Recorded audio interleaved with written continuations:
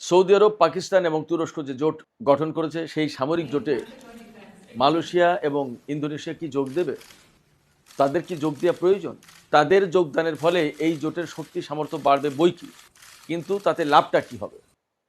এপাশে সৌদি আরব, তুরস্ক এবং পাকিস্তান যে জোট করেছে, এর প্রতিক্রিয়ায় নাকি ইন্ডিয়া অর্থাৎ ভারত এবং ইসরায়েল একই ধরনের একটা প্রতিরক্ষা চুক্তি করার চিন্তা ভাবনা করছে, এরকম শোনা যাচ্ছে।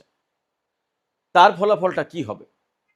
তাহলে এখানে প্রশ্ন আসছে, সৌদি আরব, তুরস্ক এবং পাকিস্তান যে জোট করলো, সেই জোট কি বেসিক্যালি ইন্ডিয়া এবং ইসরায়েলের বিরুদ্ধে গেল? সুপ্রিয় দর্শক, আসসালামু আলাইকুম। আপনাদের সবাইকে সাদর আমন্ত্রণ জানাচ্ছি টক উইথ সিরাজ ইনসাইটের আজকের আলোচনায়। আশা করি আপনারা সবাই ভালো আছেন এবং এই ভিডিওর শেষ পর্যন্ত আপনারা সবাই সঙ্গে থাকবেন। আর যদি ভিডিও ভালো লাগে তাহলে লাইক কমেন্ট শেয়ার করবেন এবং চ্যানেলটি সাবস্ক্রাইব করে সাথেই থাকবেন। দর্শক, চলুন আমরা বিস্তারিত কথা বলি। তুরস্ক, সৌদি আরব এবং পাকিস্তান যে জোট করেছে, এটা সাধারণ কোনো জোট নয় এখনো পর্যন্ত। এই জোটের প্রচুর প্রভাব থাকবে মধ্যপ্রাচ্যে, ভারতের উপরে, দক্ষিণ এবং দক্ষিণ পূর্ব এশিয়ার উপরে, সমগ্র মুসলিম বিশ্বের উপরে, এমনকি আন্তর্জাতিক রাজনীতিতে কিন্তু তোলপাড় সৃষ্টি হওয়ার ঘটনা এটা অনেকগুলো কারণে। তুরস্ক হচ্ছে নেটো জোটের সদস্য। আমেরিকার নেতৃত্বাধীন যে নেটো জোট, পশ্চিমা দেশগুলো জোট, তাদের সদস্য হচ্ছে তুরস্ক। তুরস্ক নেটো জোটে থাকার পরে কেন এই জোট গঠন করতে আসলো? তাহলে আসলে তার টার্গেটটা কি? এবং তার আগের কথা হচ্ছে, সে কি অবহেলিত কিনা নেটো জোটের ভেতরে? অথবা সৌদি আরবের সাথে তুরস্কের যে এত ছুরি কাটাকাটি ছিল, সেই ছুরি কাটাকাটির উপরে হঠাৎ করে কেন তুরস্ক সৌদি আরবের সাথে এত ঘনিষ্ঠ সম্পর্ক করে ফেললো? কিসের ভিত্তিতে, কেন? এপাশে পাকিস্তান একটা ঘোষণা দিয়েছে। পাকিস্তানের প্রতিরক্ষা মন্ত্রী খাজা আসিফ বলেছেন যে হুতিরা যদি সৌদি আরবের উপর হামলা করে, তাহলে আমাদেরকে অবশ্যই হুতিদের বিরুদ্ধে লড়াই করতে হবে। ব্যাপারটা যদি এইরকম হয় যে হুতিদের বিরুদ্ধে যুদ্ধ করবে, তাহলে ইন্ডিয়া এপাশে কেন তুরস্ক, সৌদি আরব এবং পাকিস্তানের এই জোট নিয়ে উদ্বিগ্ন? তারা কিন্তু গভীরভাবে দেখছে এবং ভেতরে ভেতরে উদ্বেগ প্রকাশ করেছে এবং সামাজিক মাধ্যমে খবর ছড়িয়ে পড়েছে যে তারা নাকি ইসরায়েলের সাথে একই ধরনের একটা নিরাপত্তা চুক্তি করতে যাবে। প্রশ্ন হচ্ছে যে এই জোট কি তাহলে ইন্ডিয়ার জন্য কোনো হুমকি হয়ে দেখা দিল? এই জোটের খুব গুরুত্বপূর্ণ কথা হচ্ছে যে যদি একটা দেশ আক্রান্ত হয় কোনো দেশের মাধ্যমে, তাহলে বাকি দুই দেশ সেই দেশের পাশে দাঁড়াবে এবং আক্রমণকারী দেশের বিরুদ্ধে যুদ্ধ করবে। গ্রিসের সাথে তুরস্কের দ্বন্দ্ব আছে, সাইপ্রাসের সাথে আছে, ইসরায়েলের সাথে আছে নেই এরকম খবর। এপাশে ভারতের সাথে পাকিস্তানের ডেফিনেটলি মারাত্মক রকমের খারাপ সম্পর্ক, শত্রুতামূলক সম্পর্ক, সহজ কথা। বাংলাদেশের মুক্তিযুদ্ধ, 65 সালে যুদ্ধ, একেবারে জন্মের পরের থেকে কত কিছু, কাশ্মীর ইস্যু, কত কিছু না, বহুবার যুদ্ধ, ছোট বড় বহু ঘটনা ঘটেছে। অতএব পাকিস্তানের সাথে ভারতের বা ভারতের সাথে পাকিস্তানের কখনোই কোনোদিন সুখকর সম্পর্ক ছিল না। এরপরে পাকিস্তানের অভ্যন্তরীণ যে সমস্ত বিষয়, সেই সমস্ত জায়গায় ভারত হস্তক্ষেপ করে বলে পাকিস্তানের পক্ষ থেকে প্রচুর অভিযোগ আছে। আজাদ কাশ্মীরের ব্যাপারে, তারপরে বেলুচিস্তানের ব্যাপারে বহু রকমের অভিযোগ আছে। আবার আফগানিস্তানের পক্ষে ভারতের পাকিস্তানের বিপক্ষে কাজ করে, এই সমস্ত নিয়ে কথা আছে। তাহলে পাকিস্তান কি বেসিক্যালি তার মিত্র বন্ধুদেরকে জড়িয়ে নিয়ে ভারতের বিরুদ্ধে যুদ্ধ করার কোনো চিন্তাভাবনা করছে বা কোনো পরিকল্পনা আছে কি? তা না হলে ভারত এতটা উদ্বিগ্ন হবে কেন?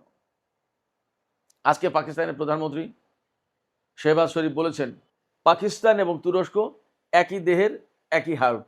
তার মানে কি? তাদের ঘনিষ্ঠতা কত গভীর! এইরকম গভীর সম্পর্ক পাকিস্তান আর তুরস্কর আছে। তুরস্ক এবং পাকিস্তান দুই দেশের কারোর সাথে কিন্তু ভারতের সম্পর্ক ভালো না। তাহলে এই দুই দেশ সৌদি আরবের অর্থনৈতিক সহযোগিতা নিয়ে বা সৌদি আরবের কাছে যে সমস্ত অত্যাধুনিক বিমান টিমান আছে, সে সমস্ত ব্যবহার করে পাকিস্তান কি ভারতের বিরুদ্ধে কোনো যুদ্ধ করতে চায়?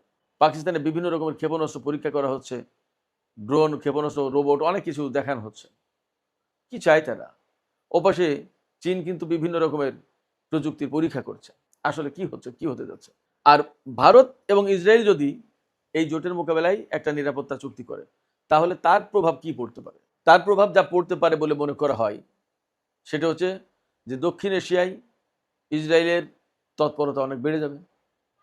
পাকিস্তানের বিরুদ্ধে তার তৎপরতা বেড়ে যাবে, বেলুচিস্তানের ভেতরে তার তৎপরতা বেড়ে যাবে, এবং ভেতরের নাশকতা থেকে শুরু করে তাদের যে সমস্ত লোকজন যারা স্বাধীনতাকামী বা বিচ্ছিন্নতাবাদী যাই বলি, তাদেরকে তারা সাপোর্ট দেওয়া শুরু করবে। এই জায়গায় আমেরিকার ভূমিকা কি হবে? আমেরিকা তো তুরস্ক, সৌদি আরব, পাকিস্তান সবার বন্ধু, তাহলে তাদের ভূমিকা কি হবে? আবার সবচেয়ে বড় বন্ধু ইসরায়েলের। ইসরায়েল যদি পাকিস্তানের ভেতরে কাজ করে, ইসরায়েল যদি পাকিস্তানের বিরুদ্ধে কাজ করে, তাহলে আমেরিকা কাকে সাপোর্ট দেবে? ইসরায়েলকে নাকি পাকিস্তানকে? ভারতকে নাকি পাকিস্তানকে? বলা হয়ে থাকে 1971 সালে যে বাংলাদেশের মুক্তিযুদ্ধ হয়েছিল, সেই যুদ্ধের একটা বড় অংশ ছিল পাকিস্তান এবং ভারতের মধ্যে যুদ্ধ। সেই সময় পাকিস্তানের পক্ষেই ছিল আমেরিকা, কিন্তু তারা পাকিস্তানের পক্ষে এই যুদ্ধ জাহাজ পাঠাচ্ছে, ওই পাঠাচ্ছি করতে করতে করতে করতে তারা কিন্তু অ্যাকচুয়ালি পাকিস্তানকে হেল্প করেনি। পাকিস্তানের পক্ষ থেকে এইরকম অভিযোগ আছে। তো এখন কি ভারত পাকিস্তান বা ইসরায়েল ভারত মিলে পাকিস্তানের সাথে যদি দ্বন্দ্বে নামে, তাহলে সেই জায়গায় আমেরিকা কি পাকিস্তানকে সাপোর্ট করবে নাকি ভারত আর ইসরায়েলকে সাপোর্ট করবে? এরকম অনেক হিসাব নিকাশ আছে। ফলে গতকালকে যে চুক্তি হয়েছে, সেই চুক্তি কাগজে কলমে খুব সুন্দর।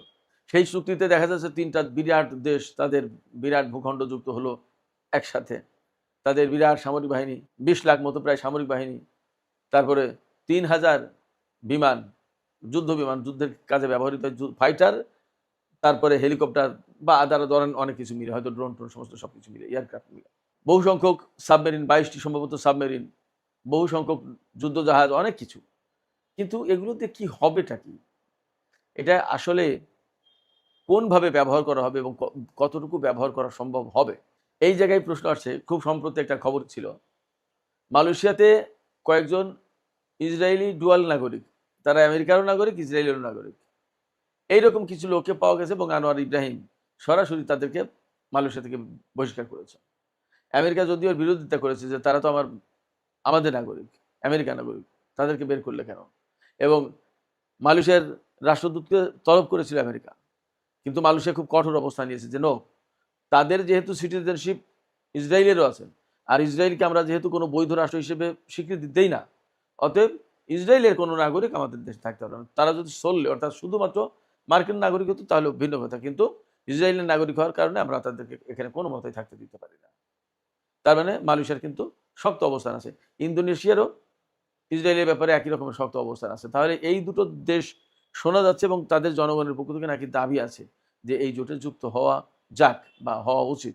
যদি তাই হয়, তাহলে কি জোটের কার্যকারিতা আরও বেড়ে গেল কিনা? জোটের পরিধি তো বাড়বে, সৈন্য সামন্ত শক্তি, লজিস্টিক সাপোর্ট সব কিছু বাড়বে, কিন্তু জোটের কার্যকারিতা বাড়লো কিনা? আনোয়ার ইব্রাহিমের মতো একজন নেতা, যিনি মুসলিম স্বার্থ নিয়ে চিন্তা করেন বলে বলা হয়, তাহলে এটা কি মুসলিম ওরিয়েন্টেড কোনো জোট অ্যাকচুয়ালি হবে কিনা, সেটা কিন্তু একটা বড় প্রশ্ন হয়ে দাঁড়াচ্ছে। এবং এই জোট যেহেতু তুরস্ক পাকিস্তানের নেতৃত্বাধীন জোট, কার্যত সৌদি আরব তো আর সামরিক দিক দিয়ে ওই রকম শক্তিশালী না, তার কাছে হয়তো প্রচুর পরিমাণে অস্ত্র সামরিক সরঞ্জাম আছে, কিন্তু সে তো ব্যবহার করার মতো ক্ষমতা রাখে না। এখানে মূল প্লেয়ার হচ্ছে পাকিস্তান এবং তুরস্ক। তো তুরস্ক এবং পাকিস্তান যেহেতু তারা আত্মার হরিহর এবং তাদের সাথে ভারতের সম্পর্ক খারাপ, তাহলে মালয়েশিয়া এবং ইন্দোনেশিয়া যদি যোগ দেয় এই জোটে, তাহলে তাদের সাথে ভারতের সম্পর্ক তো আলটিমেটলি খারাপ হবে। তাহলে তার কি প্রভাব পড়বে দক্ষিণ এবং দক্ষিণ পূর্ব এশিয়ায়? অথচ মালয়েশিয়ায় জনশক্তির দিক দিয়ে সম্ভবত ভারতীয় নাগরিকরা তৃতীয় পজিশনে।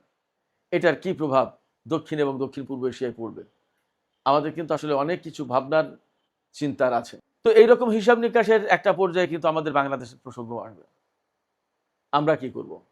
আমরা কিন্তু সম্প্রতি সৌদি নেতৃত্বাধীন যে 15 জাতির জোট হয়েছে ইয়েমেনের বিরুদ্ধে যুদ্ধ করবে বলে, সেই জোটে বাংলাদেশ যোগ দিয়েছে বলে খবর বেরিয়েছে।